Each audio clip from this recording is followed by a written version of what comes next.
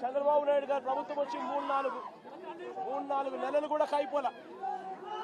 ఈ 3-4 నెలల్లో చంద్రబాబు నాయుడు గారి పరిపాలన ఎంత దారుణంగా ఉంది అని అంటే నిజంగా నాకు ఆశ్చర్యం కలిగించే విషయాలు, ఆశ్చర్యం కలిగించే విషయాలు కనిపిస్తాయి. ఇదే పెద్ద మనిషి చంద్రబాబు నాయుడు గారు ఎంత రెడ్ బుక్ పాలనలో నిమగ్నమై ఉన్నాడు అనంటే, పరిపాలన ఎంత గాలికి వదిలేశాడు అనంటే, ఇదే పెద్ద మనిషి చంద్రబాబు నాయుడుకు తుఫాను వస్తా ఉంది అని సంకేతం తెలుసు. బుధవారం నాడే తుఫాను, శుక్రవారం సాయంత్రం నుంచి తుఫాను రాబోతా ఉంది, భారీ స్థాయిలో వర్షాలు పడతాయి, అతి భారీ వర్షాలు కురుస్తాయి శుక్రవారం సాయంత్రం నుంచి అని తనకు అలర్ట్ వచ్చింది. బుధవారం నాడే చంద్రబాబు నాయుడు దగ్గర బుధవారము, గురువారము, శుక్రవారం మధ్యాహ్నం దాకా టైం ఉండేది. కానీ చంద్రబాబు నాయుడు గారు అనే వ్యక్తి ఎంతగా ఈ మనిషి రెడ్ బుక్ పాలన మీద ధ్యాస పెడతా ఉన్నాడో తప్ప ప్రజల అగసాట్ల మీద ధ్యాస పెట్టడం లేదన్నదానికి ఇదే నిదర్శనం. 2.5 రోజు టైం ఉన్నా కూడా, బుధవారము, గురువారము, శుక్రవారం మధ్యాహ్నం దాకా టైం ఉన్నా కూడా చంద్రబాబు నాయుడు గాలికి వదిలేశాడు ప్రజలను. తాను అదే రోజే, బుధవారం రోజే, అలర్ట్ వచ్చిన రోజే తాను రివ్యూ మీటింగ్ తీసుకుని ఉంటే డ్యాములన్నీ ఒకవైపున నిండి ఉన్నాయి అనే సంగతి తనకు తెలుసు. పై రాష్ట్రాల నుంచి, మహారాష్ట్ర నుంచి, కర్ణాటక నుంచి, తెలంగాణ నుంచి నీళ్లు వస్తున్నాయని సంగతి తెలుసు.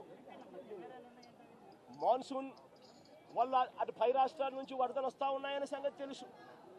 మన రాష్ట్రంలో కూడా తుఫాన్ రాబోతా ఉంది అనే సంగతి కూడా తెలుసు. మరి అలాంటప్పుడు చంద్రబాబు నాయుడు ఏం చేయాలి? బుధవారం రోజు రివ్యూ తీసుకుని రెవెన్యూ సెక్రటరీని, చీఫ్ సెక్రటరీని, ఇరిగేషన్ సెక్రటరీని, హోమ్ సెక్రటరీని వీళ్ళందరినీ కూడా పిలిచే కార్యక్రమం చేయాలి.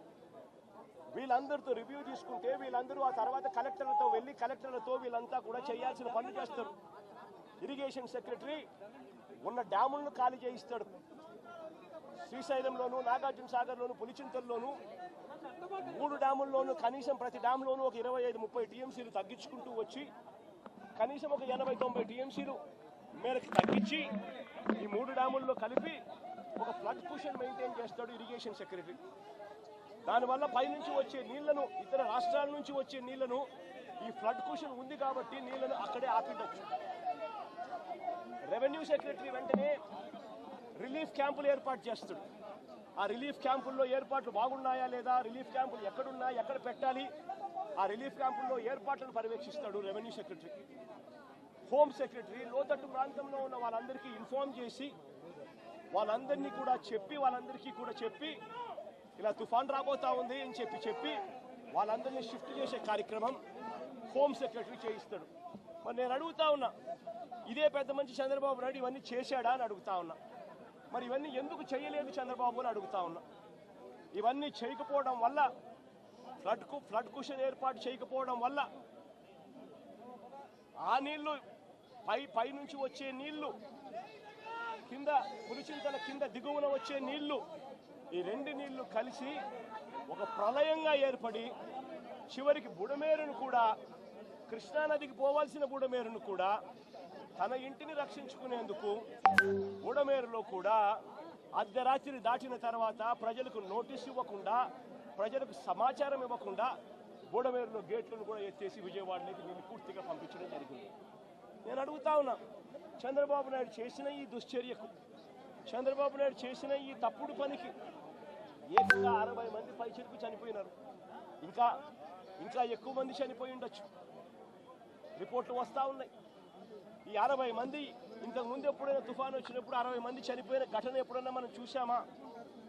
60 మంది ఏకంగా పైన మనుషులు చనిపోతే ఇది చంద్రబాబు నాయుడు చేసిన తప్పిదం కాదా? చంద్రబాబు నాయుడు మీద కేసు చంద్రబాబు నాయుడు గారి మీద నెగ్లిజెన్స్ కేసు అనేది ఎందుకు నమోదు చేయకూడదు అని అడుగుతా ఉన్నా. చంద్రబాబు నాయుడు గారు అనే వ్యక్తి వల్ల 60 మంది చనిపోయిన తర్వాత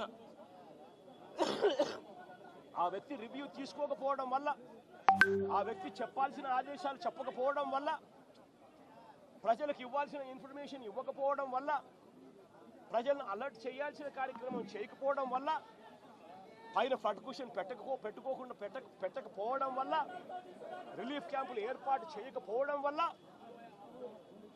ఏకంగా 60 మంది పైచిలుకు చనిపోయారు. కొన్ని లక్షల మంది ఈ రోజు అగసాట్లు పడతా ఉన్నారు.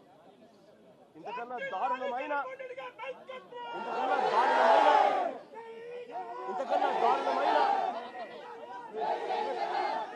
దారుణమైన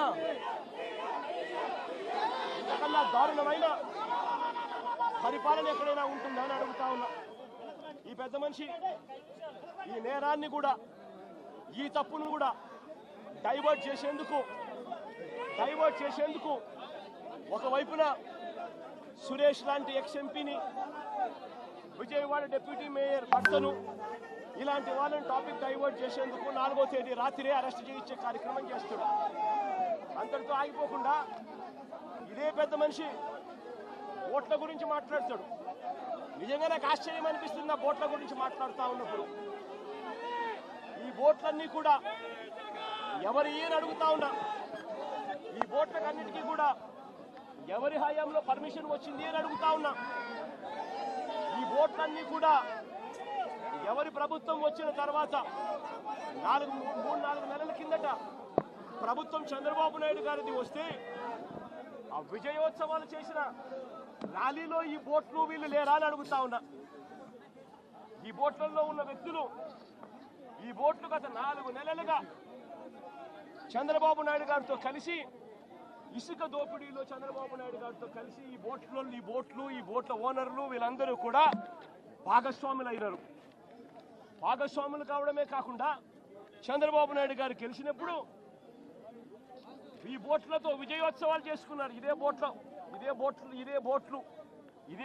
ఓనర్లు, ఇదే బోట్లకు పర్మిషన్ ఇచ్చింది ఎవరు? చంద్రబాబు నాయుడు గారి హయాంలో. ఎవరు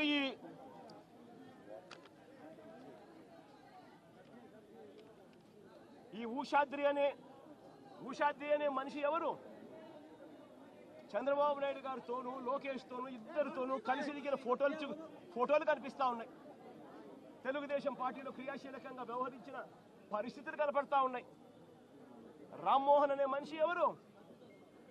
ఆయన టీడీపీ ఎన్ఆర్ఐ నేత జయరాం అనే వ్యక్తి సోదరుడి కుమారుడు కాదా అని అడుగుతా ఉన్నా. టీడీపీ హయాంలోనే ఈ బోట్లకు అనుమతులన్నీ ఇచ్చారు. వీరు గెలిచాక విజయోత్సవ ర్యాలీలో కూడా వీళ్ళు పార్టిసిపేట్ చేశారు. తెలుగుదేశం పార్టీకి చెందిన ఆలూరు చిన్న అనే వ్యక్తి ఎవరు? ఈ వ్యక్తి ఎవరు? తెలుగుదేశం పార్టీకి ఉన్న సంబంధాలు ఏమిటి? ఇంతమంది బోట్ ఓనర్లు, బోట్లు అన్నీ కూడా తెలుగుదేశం పార్టీ వారియే కనిపిస్తా ఉంటే, ఈ బోట్లు వరద కారణంగా ఈ బోట్లన్నీ కూడా ప్రకాశం బ్యారేజ్కు కొట్టుకొని వస్తే, ఆ కొట్టుకొని వచ్చిన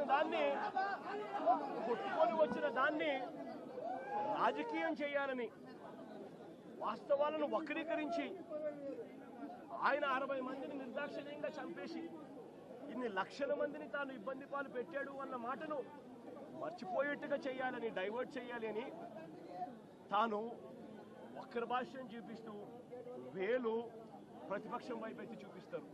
నేను అడుగుతా ఉన్న చంద్రబాబును, అయ్యా దాదాపుగా మీ ప్రభుత్వం వచ్చి 3-4 నెలలు అవుతా ఉందయ్యా.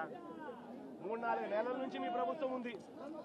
3-4 నెలల నుంచి ఉన్న మీ ప్రభుత్వంలో ఏదైనా జరిగితే ఓనర్షిప్ తీసుకోవాల్సింది మీరు, ప్రజలకు క్షమాపణ చెప్పాల్సింది మీరు, ప్రజలకు తోడుగా నిలబడాల్సింది మీరు.